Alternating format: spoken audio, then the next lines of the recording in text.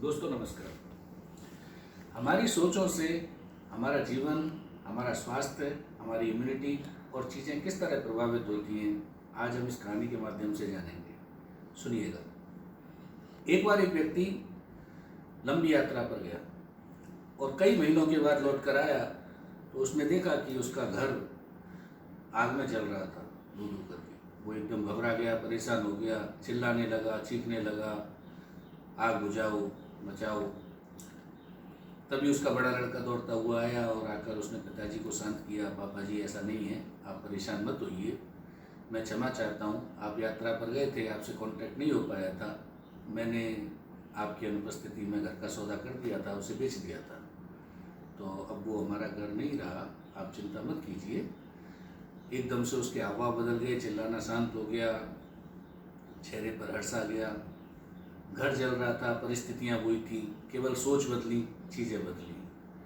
तभी दूसरा लड़का आया, उसने कहा लेकिन अभी तक सौदा किया है, केवल पैसे नहीं आए, रजिस्ट्री नहीं हुई, तो पता नहीं आपको खरीदेगा कि नहीं खरीदेगा। वापस वही हालत, एकदम से कुमला गया, सीने में दर्द होने लगा और वापस से रोने लगा, चिल्लाने लगा।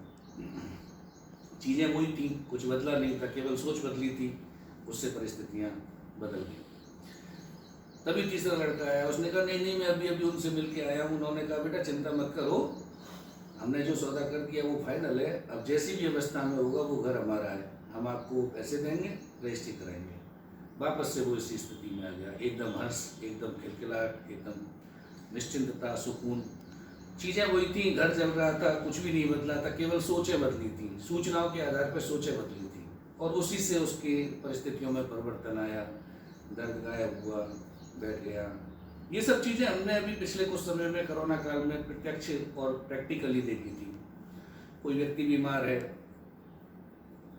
बुखार आ रहा है, खांसी जुकाम हो रहा है, 2 दिन तक सही नहीं हुआ, किसी ने सलाह दी टेस्टिंग करा, टेस्टिंग कराई, रिपोर्ट का इंतजार है, रिपोर्ट आई, कोरोना है, पॉजिटिव।